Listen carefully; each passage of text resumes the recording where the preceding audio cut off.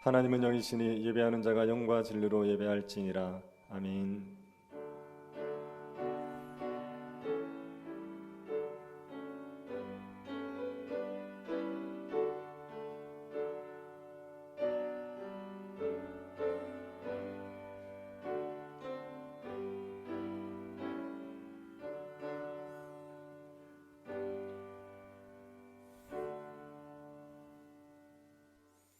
우리의 창조주와 구원자 되시는 하나님께 감사를 드립니다. 하나님의 형상으로 지음을 받았지만 하나님을 대적함으로 죄의 종이 되었던 우리들을 그리스도의 보혈로 새롭게 창조하시고 하나님의 백성 되게 하심을 감사드립니다. 우리의 의가 되시는 예수 그리스도를 의지함으로 예배하는 이곳에 하나님께서 영광을 나타내어 주옵소서. 하나님의 영광을 목도함으로 우리의 마음에 하나님을 경외하는 마음이 충만해지게 하여 주옵소서. 걸어가신 예수님 이름으로 기도드립니다. 아멘. 찬송가 20장 찬양하겠습니다.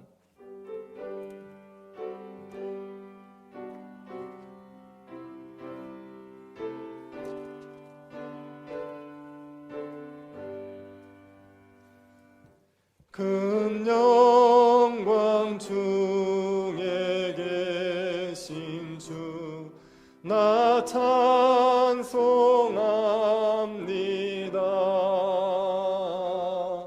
영원히 계신 주 이름 나 찬송합니다.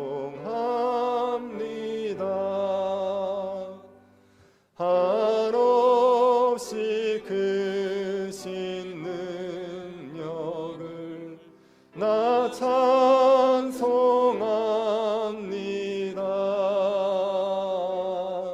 참되고 미쁜 그 언약 나 찬송합니다. 온 천지 창조하시던 그 말씀이 미서 영원히 변치 않는 줄 나 믿사옵니다. 그 온유하신 춤성 날 불러주시고 그 품에 품어 주시니 나 찬송합니다.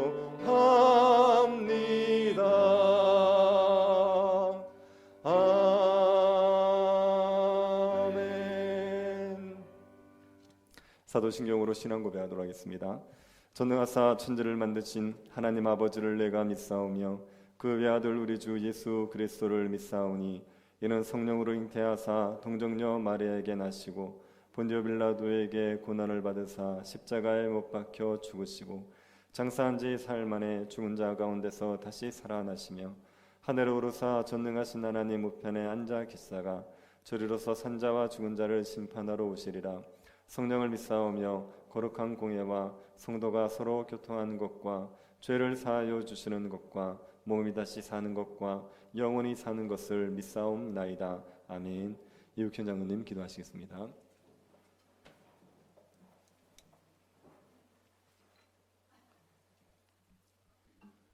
우리의 산성과 보호자가 되시는 하나님 아버지, 은혜를 감사드립니다. 전능하신 하나님께서 우리의 피난처 되시고 인도자가 되어주시니 감사와 찬양과 영광을 드립니다. 지난 한 주간도 은혜 안에 지켜주시고 오늘 거룩한 성일을 맞아 예배자로 불러주시니 감사드립니다. 특별히 복음의 진리를 가슴으로 믿어 의에 이르게 하시고 말씀 가운데 하나님의 거룩하신 뜻을 깨달으며 성화의 길을 가도록 은혜 베풀어 주시니 감사, 찬양, 영광을 드립니다. 우리 안에 있는 쓴 뿌리와 허물과 죄악은 십자가의 보혈로 정하게 하시고 새봄을 맞아 들녘에 심은 씨앗들이 싹을 틔우며 가지를 뻗어 열매를 맺어 가듯이 진리의 말씀이 심령 가운데서 잘 자라 복음의 값진 열매를 맺도록 은총을 내려 주시옵소서. 우리 교회를 긍휼히 여기시사 정해진 시간마다 거룩한 예배를 드리며 응답받는 기도로 하나님의 영광을 드러내며 올바르고 확실한 신앙 고백으로 시냇가에 심은 나무처럼 의의 열매를 풍성하게 맺는 좋은 교회가 되도록 축복해 주시기를 비옵니다. 더불어 기복주의와 만모니즘과 세속주의와 율법주의에 흠뻑 젖은 이 땅의 교회들이 오직 복음으로 돌아와 이웃과 하나님을 사랑하며 주님의 말씀에 귀 기울여 순종하는 교회와 성도가 되도록 이끌어 주시옵소서. 세상은 참으로 악하여 택한 백성까지도 삼키려 하며 각양각색의 올무와 덫으로 유인하며 넘어뜨리려고 괴계를 부리고 있습니다. 오직 말씀과 기도로 무장하고 성령의 도우심으로 세상과 자신과 마귀를 대적하여 승리할 수 있도록 비둘기같이 순결하고 뱀같이 지혜롭게 축복해 주시옵소서. 교회의 이전 문제도 하나님의 뜻 가운데 잘 진행되도록 앞장서 일하는 이들에게 위로와 힘과 지혜를 주시고 하나님의 방법으로 순적히 추진되게 은혜 내려 주시옵소서. 직분자 선거도 잘 마무리되어 교회가 날로 부흥하는 좋은 기회가 되기를 소망합니다. 이 모든 일들을 앞장서서 이끌어가는 당회장 박 목사님에게 긍휼과 자비하심과 크신 능력을 부어 주시옵소서. 교회의 영향력이 점차 약화되고 교회를 향한 핍박이 더욱 거칠어지는 악한 세대를 맞아 몸된 교회를 지혜롭게 잘 이끌어가게 하시고 힘들고 어려움이 있을지라도 능력의 주님을 의지하며 승리의 길을 갈 수 있도록 주님 친히 동행하시고 여호와 이레의 은총을 덧입혀 주시기를 비옵니다.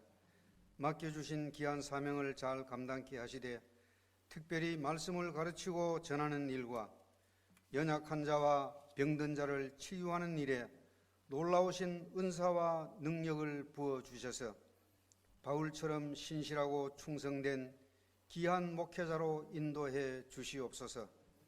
목사님을 중심으로 주일학교와 남녀 전도회와 온 성도들이 말씀의 풍성한 은혜를 누리며 섬김과 교제와 예배가 살아 숨쉬는 물된 동산 같은 교회가 되도록 축복해 주시기를 비옵니다. 우리나라도 자유민주주의와 시장경제 체제의 기반 위에 복음 한국으로 남과 북이 하나 되어 땅끝까지 말씀을 선포하는 제사장 나라가 되도록 축복해 주시옵소서. 영과 진리의 예배 가운데 주님 홀로 영광받아 주시기를 비오며 우리를 구원해 주신 예수 그리스도의 이름으로 기도드립니다. 아멘.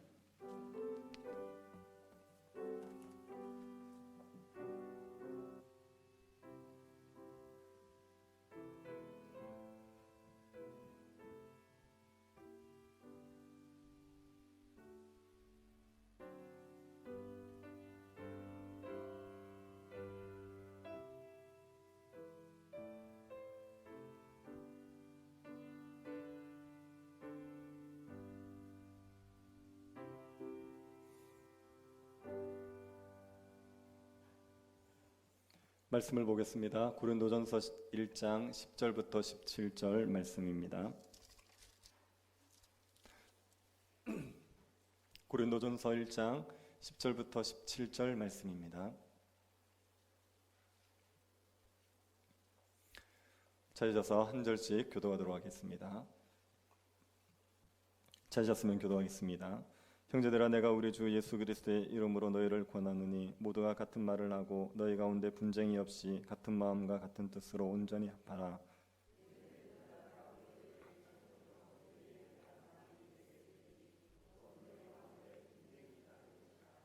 내가 이것을 말하거니와 너희가 각각 이르되 나는 바울에게, 나는 아볼로에게, 나는 게바에게, 나는 그리스도에게 속한 자라 한다는 것이니,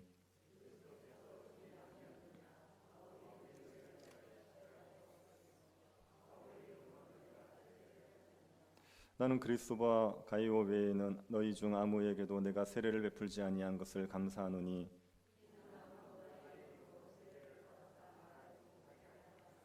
내가 또한 스데바나 집 사람에게 세례를 베풀었고 그 외에는 다른 누구에게 세례를 베풀었는지 알지 못하노라. 그리스도께서 나를 보내심은 세례를 베풀게 하려 하심이 아니요 오직 복음을 전하게 하려 하심이로되 말의 지혜로 하지 아니함은 그리스도의 십자가가 헛되지 않게 하려 함이라. 아멘. 톨스토이의 작품 중에 버려둔 불꽃이 집을 태운다라는 작품이 있습니다. 이 소설의 주인공은 이반과 가브리엘입니다. 이반과 가브리엘은 사이좋은 이웃이었습니다. 이반과 가브리엘의 아버지들이 가정을 이끌 때만 해도 한 집안처럼 사이좋게 지냈습니다. 집에서 필요한 물건이 있으면 서로 빌리고 빌려주는 그런 관계였습니다. 그리고 이웃집 이 송아지가 자기 밭에 와서 밭을 망쳐도 송아지 단속 좀 잘해주세요. 그러고 넘어가는 그런 관계였습니다. 집안의 문을 잠그거나 헛간을 잠그거나 그런 일 없이 그냥 가족처럼 잘 지냈습니다. 그런데 이반과 가브리엘이 가정을 이끌면서 이 관계가 깨어지게 됩니다. 발단은 굉장히 사소한 것에서 시작이 되었습니다. 이반의 집 암탉이 가브리엘의 집으로 넘어가서 알을 낳은 겁니다. 그래서 그것을 알고 이반의 며느리가 가브리엘의 집에 찾아가서 가브리엘의 어머니에게 우리 집 암탉이 여기서 알을 낳지 않았습니까? 그렇게 묻습니다. 그런데 가브리엘의 어머니는 그 말을 굉장히 불쾌하게 여겨서 이렇게 얘기하는 것은 예의가 아니다는 식으로 얘기했습니다. 그것 때문에 이반의 며느리도 마음이 상해서 싫은 말을 보탰습니다. 서로 싫은 말을 주고받으면서 싸움이 커지게 되었습니다. 그래서 이반의 아내가 그 싸움판에 뛰어듭니다. 가브리엘의 아내도 싸움판에 뛰어듭니다. 서로 말을 주고받다가 없는 말까지 만들어내면서 상대방을 굉장히 비난하기 시작합니다. 당신들은 참 쓸모없는 사람들이야. 당신들은 막대 먹은 사람들이야. 그런 말들을 주고받습니다. 그렇게 말로 싸움을 하다가 급기야 몸싸움까지 벌어집니다. 거기에 가브리엘이 가세를 냈습니다. 이반도 아들들을 데리고 가세를 냈습니다. 그래서 몸싸움이 벌어지던 중에 이반이 가브리엘의 수염을 뽑아버렸습니다. 그것 때문에 화가 난 가브리엘이 지방법원에다가 이반을 고소합니다. 이반도 가브리엘을 고소했습니다. 두 집이 계속 고소를 주고받게 됩니다. 집에 물건이 없어지면 이웃집에서 가져갔다고 고소를 내버립니다. 몸싸움이 일어나면 폭행죄로 고소를 합니다. 이반의 아버지는 이반에게 몇 번을 말렸습니다. 가브리엘과 화해해라. 이웃끼리 화목하게 지내야 된다. 그런데 이반이 듣지 않습니다. 끝까지 가브리엘의 버릇을 고쳐야 된다고 계속 법정 싸움을 했습니다. 그러다가 가브리엘이 법원에서 최종적으로 매 20대의 형벌을 받게 됩니다. 가브리엘은 그것 때문에 너무 화가 나서 이반의 집에다가 불을 지를 생각을 합니다. 이반은 가브리엘이 자기 집에 불을 지를 것 같아서 감시를 하고 있었습니다. 그런데 어느 날 밤에 가브리엘이 그 불이 붙은 볏짚을 이반의 지붕 밑에 던져놓고 가는 걸 봅니다. 불이 붙은 볏짚을 꺼야 되는데 가브리엘에는 화가 나서 가브리엘을 쫓아갑니다. 그러다가 이반의 집이 불타버립니다. 그리고 가브리엘의 집도 불탔습니다. 마을 절반이 불이 타고 맙니다. 이 불로 인하여서 이반의 아버지는 목숨을 잃게 되었습니다. 이반과 가브리엘은 서로 화목한 이웃으로 있다가 다투기 시작하면서 두 집안이 큰 손해와 고통을 받죠. 그리고 마을 사람들도 고통을 겪게 되었습니다. 이 소설은 소설인데 너무 현실 같은 소설입니다. 현실에서 너무나도 많이 일어나는 비일비재하게 일어나는 일들입니다. 어떤 40대 가장은 아내와 부부 싸움을 하고 너무 화가 나서 자기 집에 불을 질러버렸습니다. 회사에서 노사 간의 분쟁이 일어나서 그것 때문에 회사가 큰 소식을 받는 경우가 얼마나 많습니까? 잘 나가던 아이돌 그룹들이 팀 내 갈등이 생김으로 말미암아 해체되는 경우들을 우리가 자주 보지 않습니까? 나라 안에서 내전이 일어납니다. 수많은 사람들이 죽고 재산을 잃어버리는 일들이 생기는 거죠. 우리나라의 경우만 보더라도 남과 북이 평화롭게 지내면 얼마나 많은 국방비를 줄일 수 있습니까? 얼마나 많은 불필요한 지출을 줄일 수 있습니까? 그런데 사람들이 서로 화목하게 지내는 것, 사람들이 서로 사이좋게 지내는 게 그렇게 되지 않습니다. 모이면 사람들은 분쟁하고 다투게 되어 있습니다. 가끔 만나면 괜찮습니다. 그런데 자주 만나게 되면, 같이 살게 되면, 그러면 분쟁과 분열이 일어나는 게 사람들의 모습이죠. 교회는 좀 달라야 되지 않습니까? 세상은 다투고 미화하고 분열하더라도 교회는 서로 화목하고 사랑하고 품어내고 이런 모습들이 있어야 되지 않습니까? 그런데 교회조차도 이런 분쟁의 문제, 분열의 문제에 시달릴 때가 많지요. 교회에서 파가 나뉘어져서 교회가 쪼개지는 경우들을 우리가 보지 않습니까? 교회 안에서 고소고발이 있습니다. 성도들이 서로 고소고발하면서 다투는 경우가 있습니다. 겉으로 보기에는 아무 문제 없어 보이지만 그러나 그 내면에 들어가면 성도들 간의 관계가 깨어져서 교회에서 서로 만나도 인사조차 하지 않는 겁니다. 그런 분쟁과 분열의 문제들이 교회 가운데도 있습니다. 이런 분열은 엄청난 교회의 고통을 가져오게 되어 있습니다. 교회가 분열하면, 분쟁하면 충만함을 누릴 수가 없습니다. 교회 안에서 하나님 나라의 복을 성도들이 마음껏 누려야 되는데, 그런데 교회가 분쟁하고 분열하면 그러면 평안과 기쁨을 상실하게 되고 교회에 오는 것 때문에 너무 괴로워지게 됩니다. 어떤 교회가 분쟁을 겪었습니다. 그 교회 다니는 어떤 성도님이 저한테 그 교회의 사정을 얘기하면서 상담을 요청했었습니다. 몇 번 상담을 주고받았는데 그분이 그렇게 얘기했습니다. 자기는 교회가 분쟁하는 게 이렇게 고통스러운 건지 몰랐다고, 교회가 싸우고 있는 게 이렇게 힘든 일인지 몰랐다고 얘기했습니다. 교회가 분쟁하고 분열하면 엄청난 고통을 겪습니다. 하나님 안에서 화목하게 지내면 엄청난 복을 누리겠지만 서로 분열하고 분쟁하면 큰 고통을 겪게 됩니다. 고린도 교회가 이 고통을 겪고 있었습니다. 고린도 교회 안에서 분쟁이 일어났습니다. 고린도 교회는 어떤 일로 분쟁했습니까? 12절 한번 보십시오. 내가 이것을 말하거니와 너희가 각각 이르되 나는 바울에게, 나는 아볼로에게, 나는 게바에게, 나는 그리스도에게 속한 자라 한다는 것이니. 고린도 교회는 성경 교사들로 말미암아 분쟁이 일어났습니다. 성경 교사들이 분쟁을 일으킨 건 아닙니다. 그런데 성도들이 성경 교사들을 따름으로 말미암아 분쟁이 일어나게 된 겁니다. 고린도 교회에 바울파가 있었습니다. 나는 바울에게 속했다, 이런 사람이 있었습니다. 바울은 고린도 교회의 설립자지요. 그 바울에게 복음을 듣고 회심한 사람들은 바울에게 속한 자다 그러면서 바울파가 되어버렸습니다. 이 바울파는 아볼로파에 대한 반대로 나왔을 가능성이 높습니다. 아볼로는 바울의 뒤를 이어서 고린도 교회를 지도했던 목회자입니다. 이 아볼로가 언변이 탁월합니다. 그리고 성경에 대한 지식도 해박합니다. 그 당시에 대중연설의 그 기술을 잘 익혀서 아볼로는 대중연설에 탁월한 사람이었고 성도들이 이 아볼로의 연설을 들으면, 설교를 들으면 굉장히 좋아했습니다. 또 성경을 너무 잘 풀어내기도 했었습니다. 그러니까 아볼로를 따르는 사람들이 생기는 거죠. 아볼로의 팬클럽이 생겼습니다. 이 사람들이 바울을 폄하하기 시작하는 거죠. 바울의 설교는 지루하다, 바울의 설교는 딱딱하다, 그렇게 바울을 폄하하기 시작합니다. 그러자 아니 어떻게 설립자인 바울을 폄하하느냐, 우리가 바울에게 복음을 듣고 우리가 회심한 거 아니냐, 그러면서 바울파가 생겨났던 것 같습니다. 그렇게 바울파와 아볼로파가 있으니까 게바파도 등장합니다. 게바는 베드로를 얘기합니다. 베드로는 고린도 지역에 와서 사역을 했던 것 같지는 않습니다. 하지만 그 당시에 베드로는 예수님의 수제자로서 굉장한 영향력이 있었습니다. 그러다 보니 그 베드로에게 영향을 받은 사람들이 나는 게바파다, 베드로파다, 이렇게 얘기한 거죠. 그러자 그리스도파라는 사람들도 등장합니다.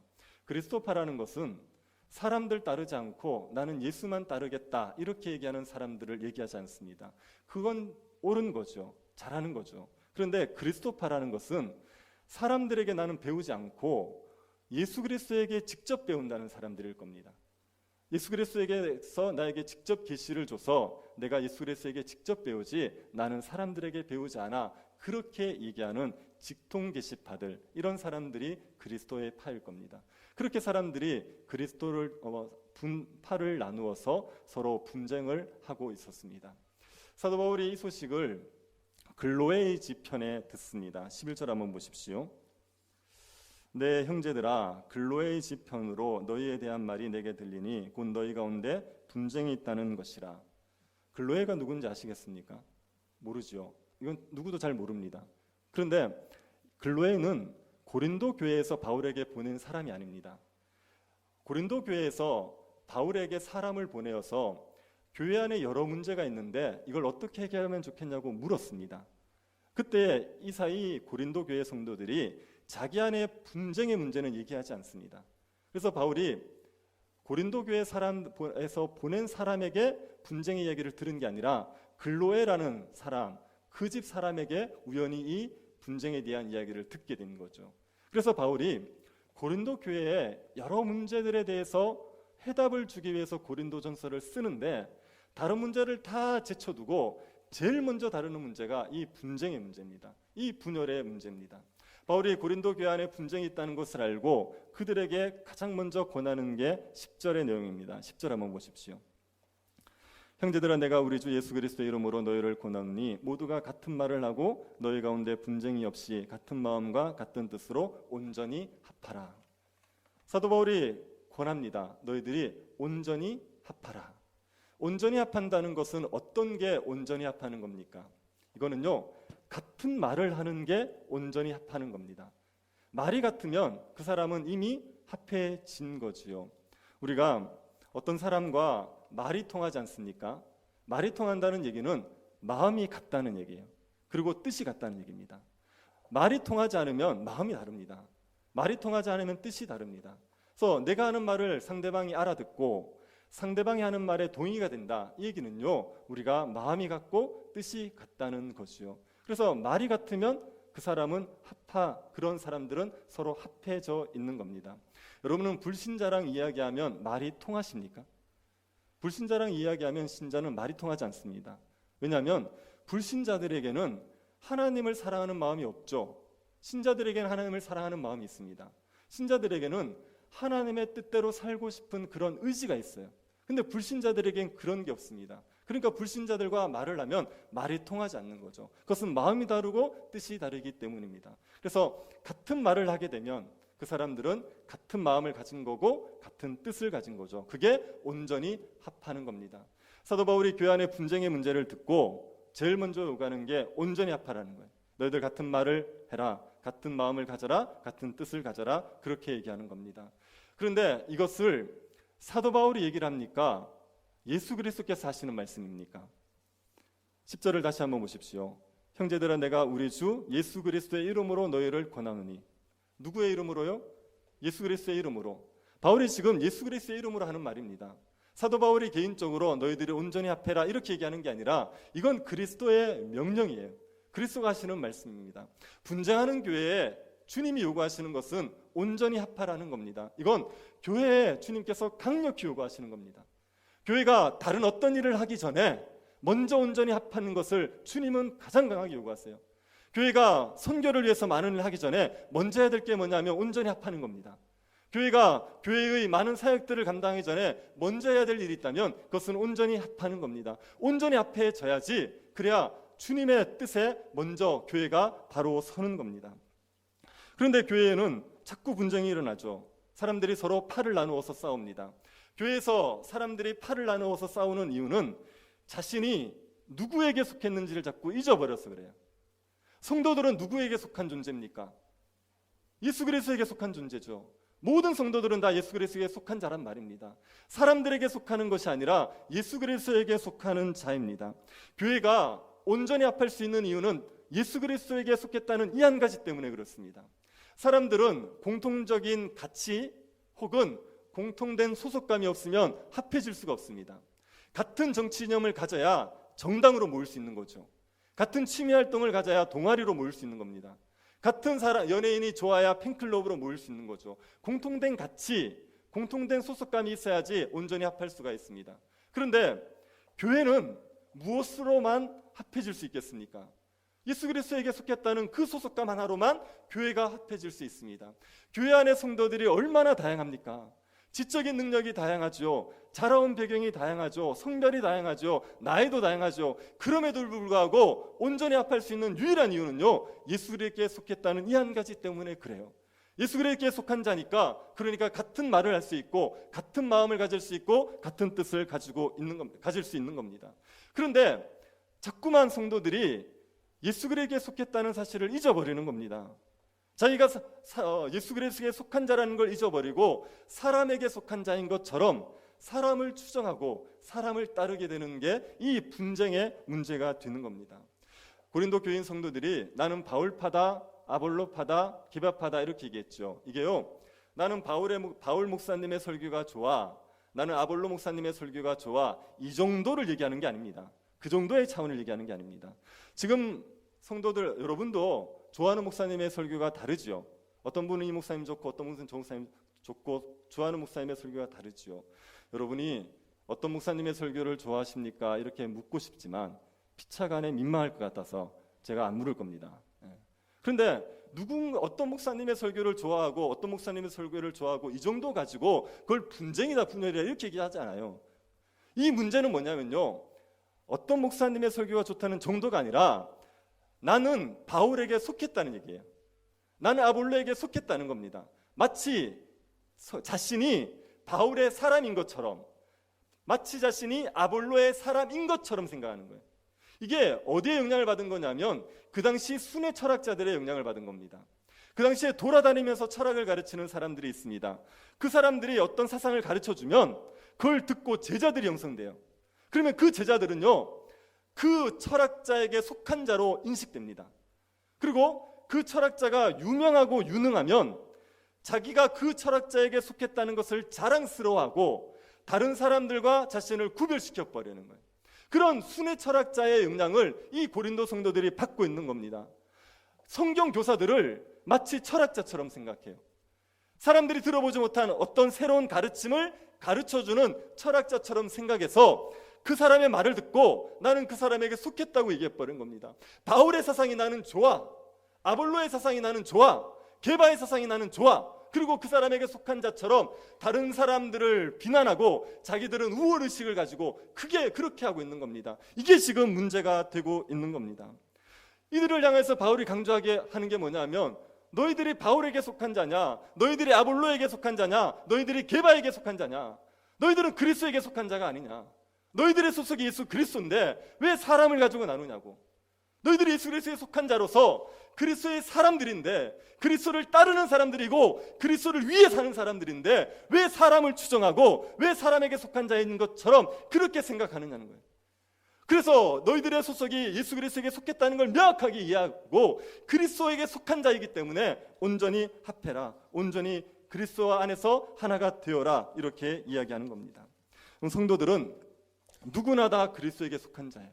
우리가 어떤 소속이 있을지라도 예수 그리스도에게 속했다는 것이 가장 중요한 소속입니다.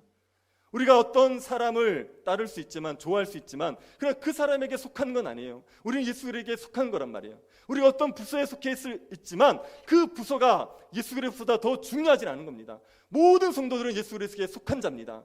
그 생각을 가져야지 분쟁을 맞을 수 있습니다. 사람을 따르면서 어떤 다른 가치 때문에 교회 안에서 패가 나누어지는 일을 막을 수가 있는 겁니다. 사도 바울이 성도들이 그리스도에게 속한 자라는 것을 명확하게 하기 위해서 사역을 하면서 안 했던 두 가지가 있습니다. 첫 번째가 뭐냐면 세례를 주지 않습니다. 14, 15절 한번 보십시오. 나는 그리스도와 가이오 외에는 너희 중 아무에게도 내가 세례를 베풀지 아니한 것을 감사하노니 이는 아무도 나의 이름으로 세례를 받았다 말하지 못하게 하려 함이라. 바울이 그리스도보 그리고 가이오 외에 세례를 주지 않았습니다. 그리고 스데바나 집사람에게 세례 준 것 외에 그 누구에게도 세례를 안 줬다고 얘기합니다. 바울이 이들에게 왜 세례를 주지 않았냐면요, 이들이 세례를 오해하기 때문에 그래요. 세례라는 것은 내가 예수 그리스도에게 속한 자라는 것을 드러내는 겁니다. 세례를 받으면 그 사람은 예수 그리스도에게 소속이 되는 거예요. 그런데 바울에게 세례를 받은 사람들이 마치 자기가 바울에게 속한 자처럼 생각하는 겁니다. 그래서 처음에 몇 사람에게 세례를 주고 나서 바울이 더 이상 사람들에게 세례를 주지 않습니다. 자신의 동력자인 실라와 디모데에게 세례를 주게 하지 자기는 세례를 주지 않았습니다. 예수를 믿는 모든 사람들은 그 어떤 성경교사에게 속하지 않고 예수 그리스도에게 속한다는 걸 명확하게 하기 위해서 바울이 자신이 세례 주는 것조차도 금했던 겁니다. 그리고 바울이 하지 않은 또 한 가지는 전도할 때 말의 지혜를 사용하지 않은 겁니다. 17절 보십시오. 그리스도께서 나를 보내심은 세례를 베풀게 하려 하심이 아니요 오직 복음을 전하게 하려 하심이로되 말의 지혜로 하지 아니함은 그리스도의 십자가가 헛되지 않게 하려 함이라. 바울이 그리스도께서 나를 보내신 것은 세례를 베풀게 하려 하심이 아니다, 이렇게 얘기하죠. 그런데 예수님이 승천하시면서 제자들에게 뭐라 그랬냐면 너희들이 가서 세례를 주라 그랬습니다. 그런데도 사도 바울은 주님이 나를 보낸 건 세례를 베풀게 하기 위한 게 아니라고 얘기해요. 이 말은 원래 복음을 전하고 세례를 주는 게 주님의 명령이 맞습니다. 그걸 해야 됩니다.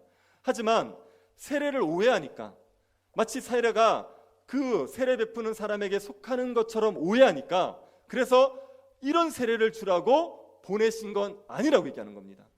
그러면 무엇을 위해서 보내셨냐고요? 복음을 전하게 하기 위해서 보내신 거죠. 그래서 사도 바울이 복음을 전합니다. 그런데 그 복음을 전할 때 말의 지혜를 사용하지 않습니다. 말의 지혜로 사람들을 설득해 내려고 하지를 않습니다. 말의 지혜라는 것이 수사학을 말합니다. 말을 잘하는 기술, 이것들을 가르쳐주는 학문이 수사학입니다. 같은 메시지라도 사람들이 어떻게 말하느냐에 따라서 받아들이는 사람들이 완전히 다르게 받아들이죠. 이런 이야기 들어보셨을 겁니다. 어떤 행인이 길에서 구걸을 하고 있는데 편말을 써서 이렇게 들고 있었습니다. 저는 장님입니다. 저는 보지 못합니다. 저를 도와주십시오. 이야기를 편말에 써서 이렇게 들고 있었습니다. 지나가는 사람이 동전을 하나씩 던져주는 거죠. 그런데 정말 적은 사람들이 동전을 던져줬습니다. 어떤 신사가 와서 그 맹인에게 동전을 던져주면서 그 편말을 달라는 거예요. 그러더니 거기에다가 뭐라고 적습니다. 그리고 이걸 들고 계시라고. 그랬더니 사람들이 지나가면서 동전을 던져주는데 동전을 던져주는 사람들의 수가 많아지는 거예요. 많은 사람들이 동전을 던져주는 겁니다. 그래서 이 맹인이 도대체 무슨 글자를 썼는지가 되게 궁금했습니다. 근데 그 다음 날 이 신사가 또 찾아온 겁니다. 그래서 묻습니다. 도대체 뭐라고 쓰셨습니까? 그랬더니 이 신사가 이렇게 썼답니다. 오늘은 참 아름다운 날이지만 저는 볼 수가 없습니다. 그렇게 썼대요. 이게 장님입니다. 똑같은 얘기예요. 저는 못 봅니다. 똑같은 얘기예요. 근데 표현이 다르지 않습니까? 표현이 다르니까 사람들이 받아들이는 것도 훨씬 다른 거죠. 수사학이라는 게 그런 겁니다. 같은 내용인데 표현을 달리 해버려요. 그러면 사람들이 훨씬 더 감동을 잘 받고 잘 받아들이게 되는 거죠. 이걸 연구하는 게 수사학입니다. 그 당시에는 수사학이 굉장히 발달했습니다. 왜냐하면 사회 시스템 자체가 수사학이 발달할 수밖에 없었습니다. 아테네에서 민주주의가 발달하죠. 민주주의는 사람들의 투표로 의사가 결정됩니다. 그러면 누가 그 당시에 출세를 할 수 있겠습니까? 사람들에게 표를 많이 모으는 사람, 사람들을 잘 설득해낼 수 있는 사람들이 출세하는 거예요. 그러니까 수사학이 발달했어요. 그래서 말 잘하는 사람들이 굉장히 많았습니다. 정말 그냥 상식적으로 생각하면 말이 안 되는데요. 그런데 그 사람의 말을 들어보면 그게 맞는 것처럼 느껴질 정도로. 제가 얼핏 들은 얘기인데요.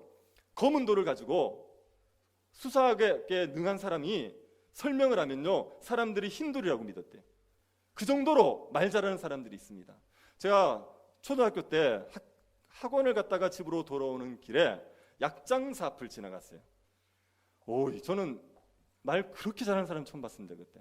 근데 이게 얼마나 말을 잘하는지 제가 가다 잠깐 들었는데 너무 혹해가지고 분명히 집에를 가야 돼요. 차 시간도 정해져 있고. 그런데 못 가겠는 겁니다. 그래서 끝까지 다 들었어요. 끝까지 다 듣고 차 몇 대 놓치고 집에 가서 혼나고. 그런데 이제 나중에 다 들어보니까 순 거짓말이에요. 거짓말인데 얼마나 말이 그럴듯한지. 이렇게 말 잘하는 사람들이 있었습니다. 바울이요, 이 수사학에 능한 사람이에요. 바울의 편지를 한번 보십시오. 서신을 보십시오. 얼마나 논리적이에요. 바울이 얼마나 표현을 잘하는 사람인지 모릅니다. 바울은 굉장한 학자예요. 뛰어난 수사학자입니다. 그런데 바울이 복음을 전할 때는요, 그 말의 지혜를 쓰지 않습니다. 복음을 전할 때 말의 지혜를 쓰지 않고 십자가의 도만을 전하는 겁니다. 이유가 뭡니까? 사도 바울이 하는 말을 들어보십시오. 십자가의 도가 헛되지 않게 하기 위해서. 사도 바울은 복음을 전할 때 말의 지혜로 하지 않고 십자가의 복음만을 전합니다. 그 이유는 이 십자가의 도가 헛되지 않게 만들기 위해서, 그리스도의 십자가 헛되지 않게 만들기 위해서 말의 지혜, 수사학을 사용하지를 않는 겁니다. 사람이 구원 얻는 것은요, 예수 그리스도의 십자가밖에 없습니다. 어떤 사상과 어떤 이야기로도 사람은 변화되지 않아요. 사람은 구원을 얻을 수 없습니다. 유일한 게 예수 그리스도의 십자가밖에 없어요. 십자가를 받아들여야지만 그 사람이 구원 얻는 백성이 되는 겁니다. 십자가를 받아들여야지 자기 욕심을 따르고 세상을 쫓던 사람이 하나님을 따르는 사람으로 삶이 바뀌게 돼 있단 말이에요. 그런데 십자가의 복음을 전하는 사람이 말의 지혜를 사용하지 않습니까? 현란한 말을 하고 그 사람들이 혹할 표현들을 하고 그런 이야기를 해버리면 뭐를 희석시키냐면 십자가의 복음을 희석시켜버려요. 여러분도 그런 경우 있지 않습니까? 설교가 너무 은혜로웠어요. 너무 좋았어요. 그런데 지나고 나면 남는 건 예화밖에 없는 거예요. 감동은 받았는데 마음의 은혜는 받은 것 같은데, 그런데 복음이 선명해지는 게 아니라 예화가 선명해지고 그 어떤 표현들이 선명해지고 말씀이 사라지는 경우가 있지 않습니까? 말의 지혜를 사용해버리면, 현란한 말을 하고 좋은 표현을 하고 감동적인 표현을 해버리면, 그러면 예수 그리스도의 십자가가 희석되어 버리는 거예요. 사도 바울이 그게 싫은 겁니다. 아니, 아무리 사람들의 좋은 말과 그럴듯한 논리로 사람들을 변화시키고 구원해내는 게 아니라 예수 그리스도의 십자가만이 사람들을 구원해내는 것인데, 그런데 자기의 그 어줍지 않은 몇 마디 말로 십자가의 복음을 희석시키는 게 싫은 거예요. 그래서 복음을 전할 때 말의 지혜를 사용하지 않고 오직 십자가만을 전하는 겁니다. 이 십자가의 도가, 십자가가 헛된 것이 되지 않게 하기 위해서. 사도 바울은 복음을 전하면서 십자가로 사람들이 회심하기를 바랬습니다. 그리고 그렇게 회심을 해야 된다고 생각했습니다. 왜냐하면 만약에 바울이 전하는 말이 논리적이 있고 너무 좋아서 사람들이 그 말을 좋아서, 그 설교가 좋아서 교회를 나왔습니다. 이 사람은 바울을 따르는 사람입니까? 예수 그리스도를 따르는 사람입니까? 바울을 따르는 사람이죠. 바울의 연설이 좋은 거 아닙니까? 바울의 그 설교가 좋은 거 아닙니까? 예수 그리스도가 좋아서 온 게 아니지 않습니까? 그러면 그 사람은 예수 그리스도 때문에 교회를 다니는 사람이 아니라 사람 때문에 교회를 다니는 사람이에요. 이건 신자가 아니죠. 신자가 아니고 그런 사람들은 교회의 하나됨을 이루어낼 수도 없습니다. 그러니 사도 바울이 자기의 말의 지혜로 사람들을 설득해내려 하지 않고 십자가의 복음으로 사람들이 그 십자가 앞에서 거듭나서 예수 그리스도를 따르는 자가 되게 만들고 싶어서 복음을 전할 때 말의 지혜, 수사학을 사용하지를 않았던 겁니다. 사도 바울은 어떻게든 사람들이 자기를 추정하거나 사람을 따르는 것을 막기 위한 거예요.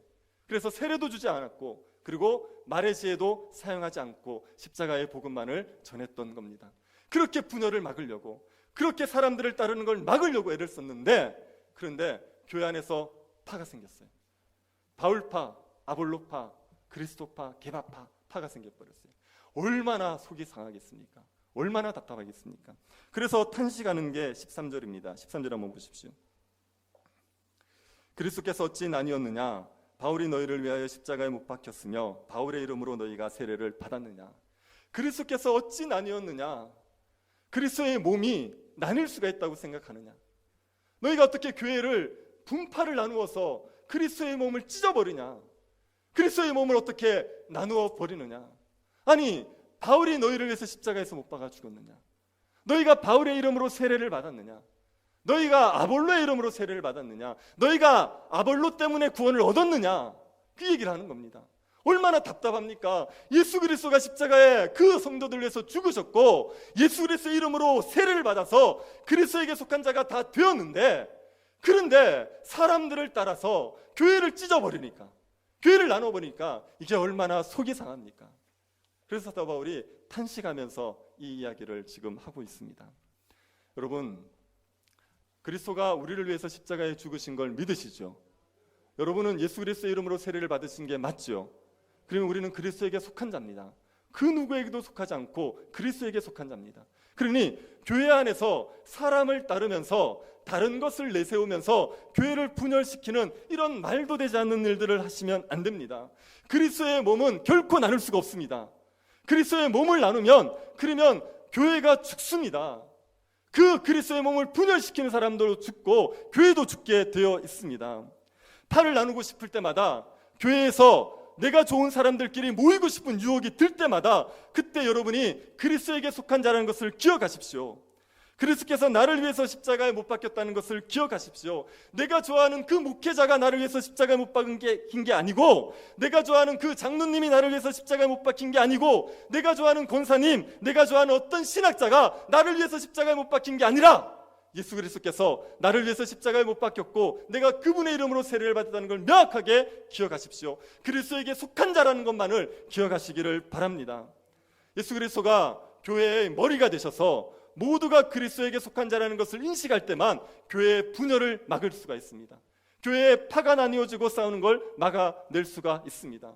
어떤 집에 보면 가족들이 끊임없이 싸우는 집들이 있어요. 형제들끼리 끊임없이 갈등하고 싸우는 집들이 있습니다. 그런 집의 특징이 뭔지 아십니까? 어른이 없어요. 그 집에는 어른이 없습니다. 어른이 붙들고 가정을 다스려 버리면 어른의 그 권위 아래서 좀 불편한 것들이 서로 화목하게 지내게 되는 거예요. 근데 어른이 없어 버리면 자기 마음대로 하면서 형제들끼리 싸우고 가족들끼리 싸우게 되는 겁니다. 교회의 어른은 예수 그리스도란 말이에요. 예수 그리스도가 교회의 머리란 말이에요. 그래서 예수 그리스도가 교회의 머리 되심을 인정하고 모두가 그리스도에게 속한 자가 되었다는 걸 고백해야지, 그래야지 분파를 막을 수 있고 분열을 막을 수가 있습니다. 교회에서 예수 그리스도에게 속했다는 것보다 더 중요한 건 없습니다. 집안이 예수 그리스도에게 속한 것보다 더 중요하지 않아요. 어떤 학교 출신이라는 게 예수 그리스도에게 속했다는 것보다 더 중요하지 않습니다. 우리가 어떤 부서에 속해 있다는 게 예수 그리스도에게 속했다는 것보다 더 중요하지 않아요. 어떤 교회에 속했다는 것보다, 어떤 교단에 속했다는 것보다도 예수 그리스도에게 속했다는 게 더 중요합니다. 여기에서 벗어나지 마십시오. 여기에서 벗어나지 마시고 예수 그리스도에 속한 자라는 것을 기억하시고 그리스도 안에 있는 자들끼리 함께 온전히 합할 생각을 하셔야 됩니다. 예수 그리스도께서 우리에게 명하시는 게 뭡니까? 온전히 합하라는 거예요. 같은 말을 해라, 같은 마음을 가져라, 같은 뜻을 가져라, 온전히 합해라. 그리스도 안에서 한 지체임을 기억하고 너희들이 한 몸을 지켜가라, 이걸 요구하시는 겁니다. 그러니 그 그리스도의 명령에 순종해서 온전히 합하는 삶을 살아가시기를 바랍니다. 우리 교회가 72년의 역사인데요, 제가 우리 교회를 보면서 정말 좋은 전통이라고 생각하는 게 교회 안에서 분열이 없었습니다. 내부적으로 갈등이야 없는 경우가 어디 있겠습니까? 그런 거야 있었겠지만 교회가 쪼개지는 아픔은 없었어요. 저는 이 전통이 너무 귀한 전통이라고 생각합니다. 그래서 이거를 주님 오실 때까지 지켜가셔야 됩니다. 어떤 일이 있어도 교회를 쪼개는 일은 없으셔야 돼요. 사람을 따라서 다른 어떤 것 때문에 교회를 분열하고 나누는 결코 없어야 됩니다. 우리가 그리스도에게 속했다는 것을 기억하시고 이 그리스도 안에 있는 존재로서 모든 성도들과 온전히 연합하기를 힘쓰셔서 이 분열을 막으시기를 바랍니다. 교회 안에 자잘한 분열들이 있겠죠. 여러분, 분열하시는 분들 있으면 그러면 주님이 하시는 이 명령을 귀담아 들으십시오. 온전히 합하라는 이 명령에 귀 기울여 들으시기 바랍니다. 그리스도의 몸을 쪼개는 걸 원하십니까? 그걸 원치 않으시죠? 그러면 온전히 합하십시오. 온전히 합하셔서 교회의 하나됨을 힘써 지켜가시기를 바랍니다. 사람들을 따라서 팔을 나누고 싶은 생각이 들 때마다, 그때마다 우리는 그리스도에게 속한 자라는 것을 기억하십시오. 그리스도에게만 속했다는 것을 기억하시고 그리스도 안에서 모든 성도들과 화평을 이루고 온전히 합할 수 있는 성도들 될 수 있기를 간절히 바랍니다. 우리를 그리스도에게 속한 자가 되게 하신 하나님께 감사드립니다. 그리스도께서 우리를 위해서 십자가에 죽으셨고 그리스도의 이름으로 우리가 세례받은 것을 잊어버리지 않게 하여 주옵소서. 그리스도에게 속한 자임을 기억하고 사람을 따라 분쟁하는 일이 없게 하여 주옵소서. 그리스도 안에서 같은 말을 하고 같은 마음과 같은 뜻으로 온전히 합하게 하여 주옵소서. 걸어가신 예수님 이름으로 기도드립니다. 아멘. 찬송가 303장 부르시면서 하나님 앞에 봉헌하도록 하겠습니다.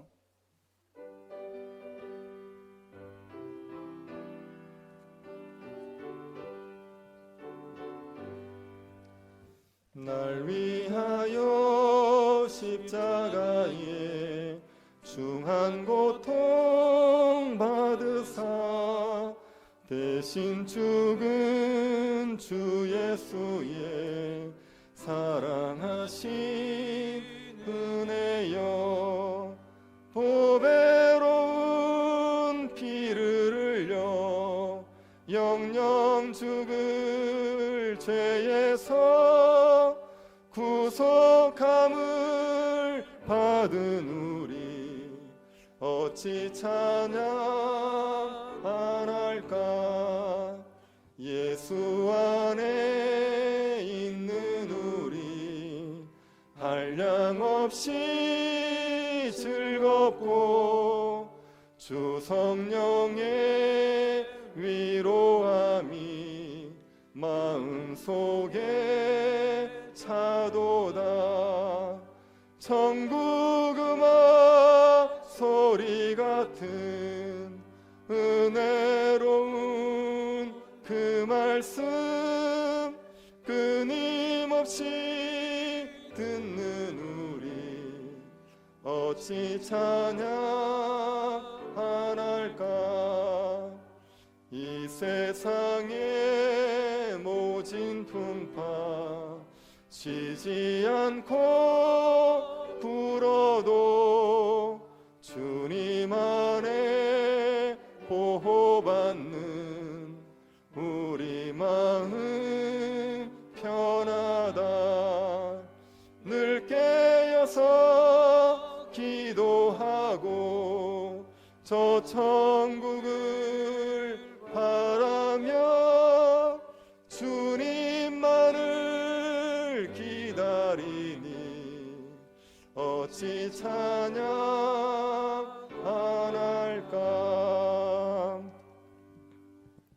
우리가 구하는 것보다 더 풍성하게 허락하시는 하나님께 감사를 드립니다.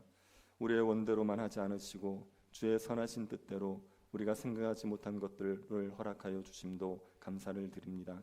하나님께서 우리에게 주신 은혜 감사하며 드리는 모든 예물을 기쁘게 받아주시고 드려진 모든 예물들이 주의 나라를 위해서만 쓰여지게 하여 주옵소서.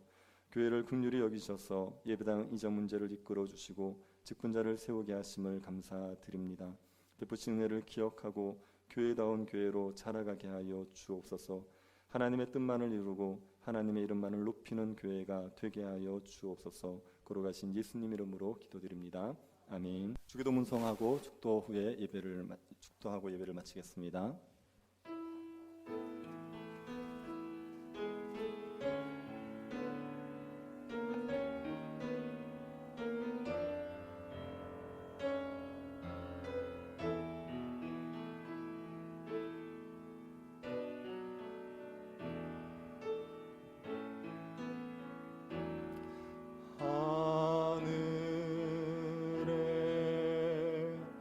계신 아버지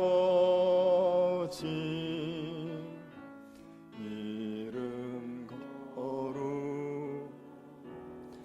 거룩하사 주님 나라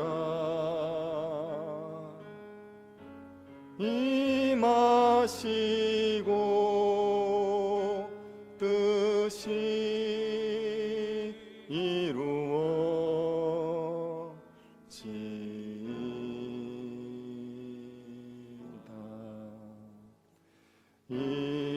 일용할 양식 주시고 우리들의 큰 죄 다 용서하옵시고 또 시험에 들게 마시고 악에서 구원하소서. 대개 주의 나라 주의 권세 주의 영광 영원히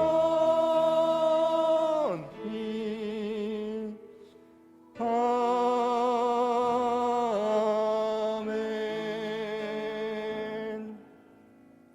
지금은 우리 주 예수 그리스도의 은혜와 하나님의 사랑과 성령의 교통 이루하심이 사랑하는 주의 백성들의 머리 위에 지금으로부터 영원토록 함께 있을지어다. 아멘.